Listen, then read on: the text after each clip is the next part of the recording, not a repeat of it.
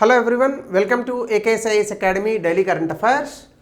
నిన్న ఇచ్చినటువంటి క్వశ్చన్ చూస్తే simple majority for their passage in each house constitutional amendment bill అది కాదు కదండి, స్పెషల్ మెజారిటీ ఉంటుంది. సో కాబట్టి this is wrong. 2 and 3 are right. So కాబట్టి this is the right one. So ఇది కూడా తప్పే. So before we go to the session, if you are looking for UPSC admissions అట్లాగే group 1 and group 2 both AP and Telangana, దయచేసి కింద నెంబర్కి call చేయండి. They will give you all the details. So ఈరోజు topic వచ్చేసి జింజర్ క్యాపిటల్ ఆఫ్ ఇండియా. అల్లం మనందరికీ తెలుసు, అల్లం వెల్లుల్లి పేస్ట్ మీరు అందరూ ఇందాక చికెన్ తిని ఉంటారు, అందులో వేసుకొని కూడా ఉండొచ్చు. ఈ అల్లం ఎక్కువగా మన దేశంలో మిజోరాం అనేటటువంటి రాష్ట్రం నుంచి వస్తూ ఉంటుంది. దీన్ని ఇప్పుడు జింజర్ క్యాపిటల్ ఆఫ్ ఇండియాగా ప్రకటించాలని నీతి ఆయోగ్ ప్రపోజ్ చేసింది. Now it is officially confirmed that Mizoram is going to be the ginger capital of India. So కాబట్టి ఈరోజు ముందుగా ఈ జింజర్ క్యాపిటల్ ఆఫ్ ఇండియా గురించి మాట్లాడుకుంటూ మిజోరాం రాష్ట్రం యొక్క స్పెషాలిటీ గురించి మనం మాట్లాడుకుందాం అంతే. సో ముందుగా ఈ న్యూస్లో ఎందుకు ఉంది అంటే, ఇటీవల కాలంలో ఢిల్లీలో ఒక మీటింగ్ జరిగింది. అందులో నీతి ఆయోగ్, మిజోరాం గవర్నమెంట్ వీళ్ళందరూ కలిశారు. అక్కడ నీతి ఆయోగ్ రికమెండ్ చేసింది ఏంటంటే, మిజోరాంని జింజర్ క్యాపిటల్ ఆఫ్ ఇండియాగా ప్రకటించాలి, అలాగనే మార్కెట్ లింకేజెస్ పెంచాలి. సో జింజర్ని చాలా అద్భుతంగా పండిస్తున్నారు, కొంచెం నిలవ కూడా ఉంటుంది. ప్రపంచంలో అందరూ వాడేటటువంటి ఒక కిచెన్లో ఉండేటటువంటి ఐటమ్ అది. వెరీ వండర్ఫుల్ స్పైసెస్, కాబట్టి మనం స్పైసెస్గా దాన్ని వాడతాం.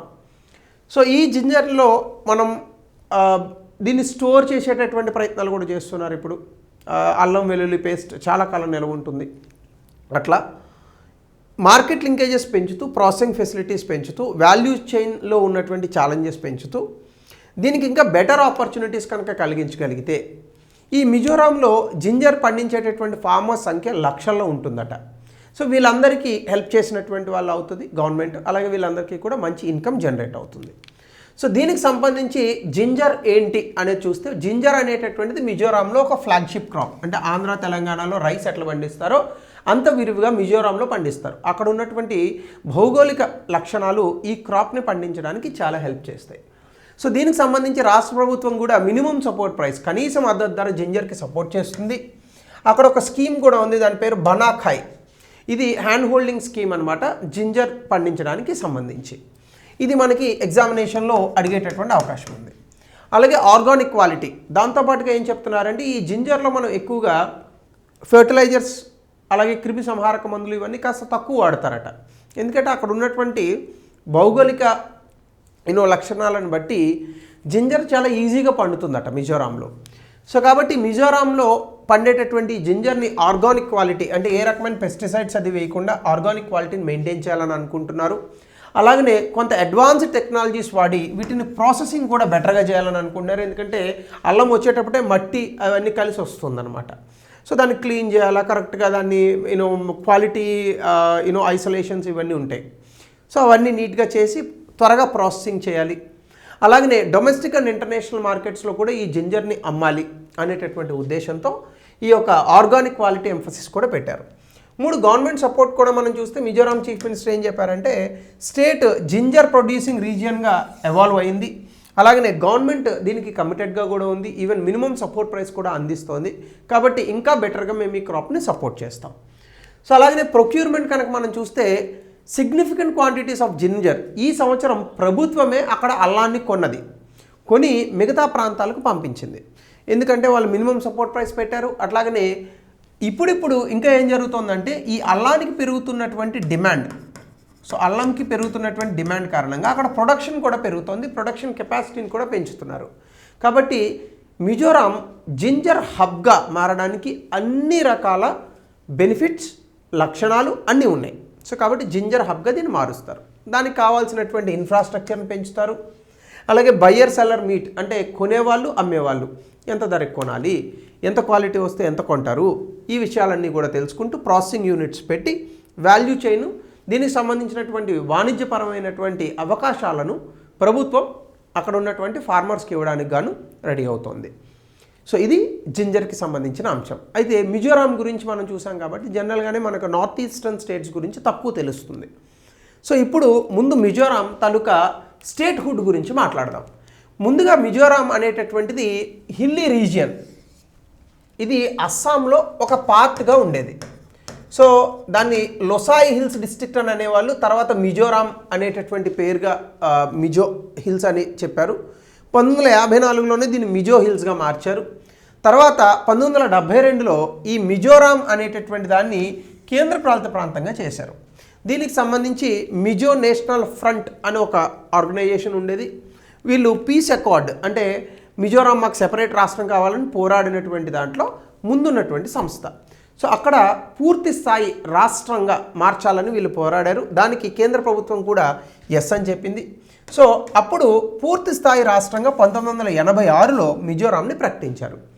ఫార్మల్గా అయితే 1987లో పూర్తి స్థాయి రాష్ట్రంగా మిజోరాం ఏర్పడింది 53వ రాజ్యాంగ సవరణ ద్వారా. సో ఇది మిజోరాం రాష్ట్రానికి సంబంధించినటువంటి అంశం. అట్లాగనే మిజోరాం అనేటటువంటిది చాలా అద్భుతమైనటువంటి ప్రాంతం, ఎస్పెషల్లీ ఫర్ ద జోగ్రఫీ. ఇందులో ఉన్నటువంటి రకరకాల వైల్డ్ లైఫ్ సాంచురీల గురించి కనుక మనం చూస్తే దంపా టైగర్ రిజర్వ్ ఉంది. ఇది లొసాయ్ హిల్స్లో ఉంటుంది. అయితే ఇక్కడ టైగర్స్ అనేటటువంటివి ఏమీ లేవు, కానీ ఇటీవల కాలంలో ఒక టైగర్ అనేటటువంటి స్పాట్ అయింది. ఒకప్పుడు ఉండేవట. ముఖ్యంగా ఇక్కడ క్లౌడెడ్ లెపర్డ్ అని ఉంటాయి, అవి ఎక్కువగా కనిపిస్తాయి. చిరుత పుల్లు అని అంటాం తెలుగులో. సో చెట్ల మీద ఆ చెట్టులో కలిసిపోయి ఉంటాయి అన్నమాట, క్లౌడెడ్ లెపర్డ్ అని అంటారు. సౌత్ ఈస్ట్ ఏషియాలో చాలా ఎక్కువగా పాపులేషన్ ఉన్నటువంటి బిగ్ క్యాట్స్లో ఒకటిది. Tiger, Indian leopard, clouded leopard ఇవన్నీ కనిపిస్తాయి. గ్రేట్ హార్న్బిల్ ఇది ఒక పక్షి. సో ఇది ఎక్కువగా ఇక్కడ దర్శనమిస్తూ ఉంటుంది. అలాగే ఈ ప్రాంతంలో ట్రైబల్ పీపుల్ ఎక్కువ ఉంటారు కాబట్టి షిఫ్టింగ్ కల్టివేషన్ ఎక్కువ జరుగుతుంది. పామాయిల్ ప్రొడక్షన్ కూడా ఎక్కువగా జరుగుతుంది, ఎందుకంటే ఇండోనేషియా మాదిరి వెదర్ కూడా మనకి ఇక్కడ కనిపిస్తుంది. సో అది దంపా టైగర్ రిజర్వ్. అలాగనే మర్లెన్ నేషనల్ పార్క్, ఇది చిన్ హిల్స్ మయన్మార్కి దగ్గరగా ఉంది. ఇది south of Lengteng wild life sanctuary. So దయచేసి ఈ నేమ్స్ ఏమైనా తప్పుగా చదివితే మీరు వేరేలా అనుకోవద్దు, ఎందుకంటే అవి కొంచెం ఆ పేర్లు మనకు కొంచెం వేరేగా వినిపిస్తాయి కాబట్టి మనకి కొంత ప్రొనౌన్సియేషన్లో దోషాలు వస్తూ ఉంటాయి. విజిటేషన్ ఇక్కడ సెమీ ఎవర్ గ్రీన్ ఫారెస్ట్ కనిపిస్తూ ఉంటాయి మనకి. Same tiger, leopard, Malayan giant squirrel, ఉడత, సో ఇట్లాంటివి మనకు అక్కడ కనిపిస్తూ ఉంటాయి. అలాగే హ్యూమ్స్ పిజెంట్ అని ఒకటి ఉంటుందన్నమాట, స్టేట్ బర్డ్ ఆఫ్ మిజోరాం అంటారు దీన్ని. అలాగే హిల్ మైనా, ఇవన్నీ కూడా మనకు అక్కడ ఎక్కువగా కనిపించేటటువంటి బర్డ్స్. ఇది మనకి ఎగ్జామినేషన్లో అడిగే అవకాశం ఉంది. మిస్సెస్ హ్యూమ్స్ పిజెంట్ అంటారు దీన్ని. సో అట్లాగనే మనకి మరొక బ్లూ మౌంటైన్ నేషనల్ పార్క్, అదేంటంటే ఫాన్ ఫుయ్ అనేటటువంటి ఒక పేరు, అది పలకడం మనకు చేత కాదు. సో దీన్ని బ్లూ మౌంటైన్ అని అంటారు. ఇది మిజోరాంలోనే అత్యంత ఎత్తైనటువంటి ప్రదేశం. ఇక్కడ కూడా టైగర్ లెపర్డ్ ఇట్లాంటివి కనిపిస్తూ ఉంటాయి. సేమ్ హ్యూమ్స్ పిజెంట్ కూడా మనకి ఇక్కడ దర్శనమిస్తూ ఉంటుంది. అట్లాగనే వైల్డ్ లైఫ్ శాంచురీస్ అనేటటువంటి చూస్తే కావ్లుంగ్ వైల్డ్ లైఫ్ శాంచురీ ఉంది, ఇది కూడా లొసాయ్ హిల్స్లో ఉంటుంది. ఇది ముర్లెన్ నేషనల్ పార్క్కి సౌత్ వెస్ట్ ప్రాంతంలో ఉంటుంది. ఇది డంపా టైగర్ రిజర్వ్కి సౌత్ ఈస్ట్లో ఉంటుంది. అలాగే లెంగ్టెంగ్ వైల్డ్ లైఫ్ శాంచురీ, ఇది కూడా ముర్లెన్ నేషనల్ పార్క్కి నార్త్ సైడ్ ఉంటుంది. అలాగే Ngengpui wild life sanctuary southern Mizoram, Mizo హిల్స్లో ఉంది ఇది. అలాగే తావి వైల్డ్ లైఫ్ శాంచురీ మర్లెన్కి సౌత్ వెస్ట్ పార్ట్లో ఉంటుంది. అలాగే తొరాంగ్లాంగ్ అనేటటువంటిది మిజో హిల్స్లోనే మనకి ఇది ఉంది. అలాగే తొకాలో వైల్డ్ లైఫ్ శాంచురీ, ఇది నెంగ్పుయ్ వైల్డ్ లైఫ్ శాంచురీ ఏదైతే ఉందో దానికి సౌత్లో ఉంటుంది. అఫ్కోర్స్ ఈ పేర్లు మనకు గుర్తుండవు 100%, నార్మల్గానే గుర్తుండవు మనకి. ఈ పేర్లు ఎక్కడ గుర్తుంటాయి, బట్ 1-2 మాత్రం దంపా టైగర్ రిజర్వ్ లాంటివి ఇంపార్టెంట్, అవి మాత్రం గుర్తుపెట్టుకోండి. సో ఇది మిజోరాంలో ఉన్నటువంటి విశిష్టమైనటువంటి భౌగోళికమైనటువంటి ప్రాంతాలు. సో అలాగే రామ్సార్ కన్వెన్షన్ మనం చాలాసార్లు చెప్పుకున్నాం క్లాసులో, 1971లో వచ్చింది. అందులో పాలా వెట్లాండ్ అనేటటువంటిది ఒకటి ఉంది. ఇక్కడ పాలా లేక్ ఆర్ టిపో లేక్ అని అంటారు. ఇది ఇండో బర్మా బోర్డర్లో న్యాచురల్ లేక్, అంటే సహజ సిద్ధంగా ఏర్పడింది. పాలక్ వైల్డ్ లైఫ్ శాంచురీలో ఇది ఒక పార్ట్. ఇక్కడ సాంబార్ డీర్ అనేటటువంటి ఒక లేడీ కనిపిస్తుంది. అలాగే బార్కింగ్ డీర్, దాన్నే ముంజ్టెక్ అని అంటారు. ఇది చాలా ఇంపార్టెంట్ అండి. ఇది ఎన్వైర్న్మెంట్ అండ్ ఎకాలజీలో మనకి ఎగ్జామినేషన్లో క్వశ్చన్గా అడగచ్చు. అలాగే హులు గిబ్బన్ అంటే కోతి జాతికి చెందినటువంటిది ఒకటి. సో అది కూడా మనకి ఇక్కడ కనిపిస్తుంది. సో ఇవి మొత్తంగా వైల్డ్ లైఫ్ శాంచురీస్, అలాగే వెట్లాండ్స్, ఇవన్నీ కూడా. సో దీనికి సంబంధించి ఒక ప్రశ్న, దయచేసి స్టేట్ ఫ్లవర్ ఆఫ్ మిజోరాం ఇందులో ఏది?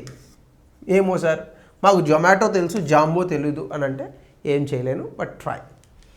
అలాగనే discuss the significance of Mizoram being recognized as ginger capital of India, recognition contribution to agriculture diversification. ఇది జస్ట్ ఈ టాపిక్కి రిలేటెడ్గా ఇచ్చాను, గతంలో ఇచ్చిన ప్రశ్నలు కాదు ఇది, బట్ ట్రై చేయండి. సో ఇది ఈరోజు important topic, very easy topic. అంటే ప్రతిరోజు బిర్యానీ అది తినకుండా అప్పుడప్పుడు చారన్నం కూడా తినాలి, ఇది అలాంటి టాపిక్. So thank you.